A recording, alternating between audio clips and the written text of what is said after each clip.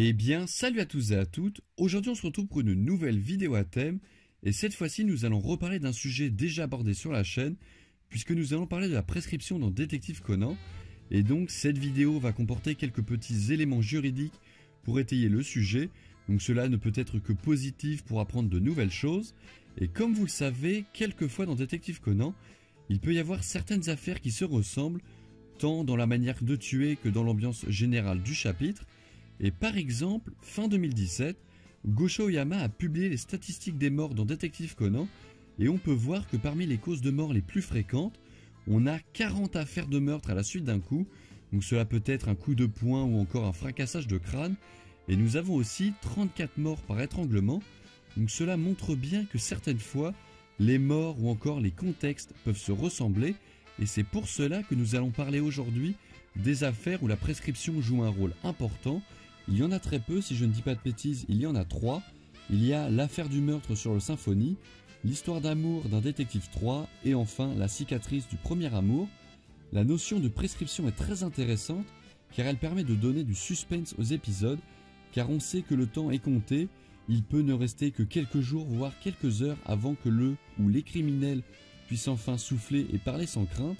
Et c'est ce sans crainte qui est assez mystérieux, car même si le coupable est arrêté ne serait-ce que quelques minutes après la prescription, la justice ne peut plus rien faire, et en faisant quelques recherches, j'ai réussi à formuler ma propre définition la plus complète possible, et c'est pour cela que nous allons nous demander qu'est-ce que la prescription. Alors à partir de ce que j'ai réussi à rassembler, il s'agit d'un délai prévu par la loi, passé lequel la justice ne peut plus être saisie, donc cela se justifie par différentes manières.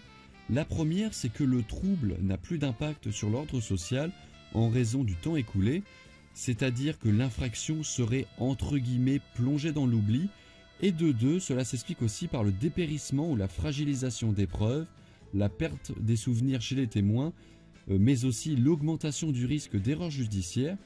Bien sûr, les délais de prescription varient en fonction du délit, mais au Japon, comme en France, le délit pour un crime est passé de 15 à 20 ans. Seules 3 infractions sont imprescriptibles. Ce sont les crimes contre l'humanité, le crime de génocide et les crimes de guerre.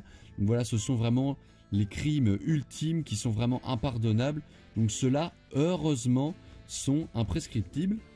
Les affaires qui traitent de la prescription permettent de mieux la connaître, car comme nous le savons, Gosho Oyama joue beaucoup avec les détails pour rendre ses affaires encore plus réalistes et donc meilleures. Par exemple, dans l'affaire L'histoire d'amour d'un détective 3, on apprend que le délai de prescription se met en pause lorsque le criminel fuit vers un autre pays.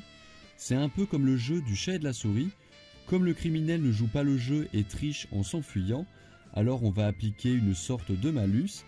Ainsi, dans cette affaire qui est la plus intéressante à mon sens, devant Meurtre sur le Symphonie, puis la cicatrice du premier amour en 3e place, le délai de prescription était de 15 ans, et à la fin de l'épisode, on voit le coupable, l'ami du père de Sato, avouer le braquage de banque ainsi que le meurtre qu'il avait commis, en voyant que minuit était passé.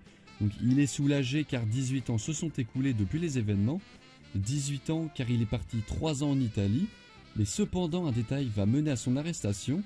Lors de son retour au Japon, les perturbations ont retardé l'arrivée de l'avion, ce qui a décalé d'une journée le délai sans qu'il ne s'en rende compte. C'est donc 17 ans et 364 jours qui se sont écoulés et non 18 ans. De là, vous connaissez la suite. Sur ce, ça va être la fin de cette vidéo. J'espère qu'elle vous aura plu et que vous aurez appris de nouvelles choses qui changent un peu de l'ordinaire. Juste avant de vous quitter, n'hésitez pas à rejoindre le Discord. Bien sûr, il y aura le lien dans la description. N'hésitez pas non plus à liker, à vous abonner. Et sur ce, peace.